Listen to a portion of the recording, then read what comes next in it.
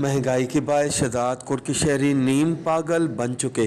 आटे, गोश्त, सब्जी, फ्रूट समेत मुख्तलिफ अशिया की कीमतें आसमान को पहुँच गईं, मगर महंगाई कम होने का किसी के पास कोई हल ही नहीं।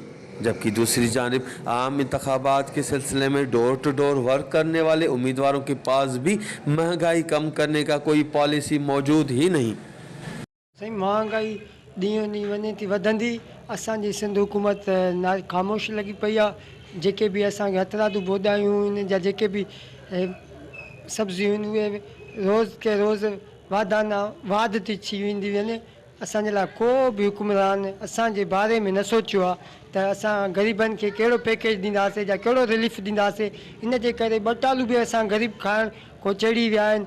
दालनि जा रेट ॾिसो, खंडनि जा रेट ॾिसो, ऐं हिननि जी ॾींहों ॾींहुं कमीशन केतिरी वधाईंदा था वञनि। ऐं ग़रीब माण्हू काथे 24 कलाक बिजली न धंधा उहे कारोबार या उहे आहिनि ई न। जेके बि हिननि तकलीफ़ूं ॾिनियूं, हिन वक़्तु इलेक्शन जो दौरु आहे, पंहिंजा कम कार कढी हिननि माण्हुनि खे चयो त असां बेरोज़गारी स्कम सपोर्ट हलाईंदासीं, घरनि ग़रीबनि खे घर ॾींदासीं, सजा ॾींदासीं। अॼु उहे बि खसे रहिया आहिनि।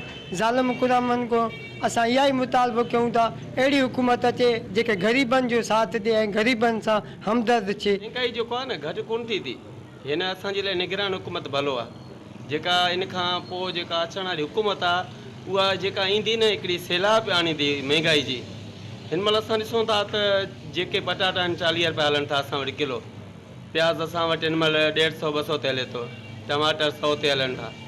हिन खां बाद में तव्हां ॾिसंदो न जेको टाइम ईंदो, इन टाइम में तव्हां ॾिसंदो त महांगाई वञी उरूज ते पहुचंदी। हिन महिल कंहिं बि वॾेरो हुजे, नवाब हुजे, सरदार हुजे, ग़रीबनि जो कंहिंखे अहसासु कोन्हे। ग़रीब ई त ग़रीब जो अहसासु कंदो आहे। मौजूदा असांजा हालात हिते ॾिसो त ग़रीबनि खे खाइण लाइ कुझु कोन्हे को, तब उनजो कंहिंखे अहसासु ई कोन्हे को त्यारे ग़रीब फलाणो ग़रीब आहे पाड़े में, हिन वटि कुझु बि कोन्हे को, हिन जो कुझु माली मदद कयूं छा। गरीब जो एहसास कोई नथो। कि दूसरी जानिब आम इंतखाबात के सिलसिले में वर्क करने वाले कैंडिडेट भी महंगाई कम करने की पॉलिसी की बजाय नौकरियां देने, घर बना कर देने की मुख्तलिफ झांसे देकर वोट लेने की बातें कर रहे हैं। कैमरा टीम के साथ गुलाम अली बरावई, वश टीवी, शहजादकोट।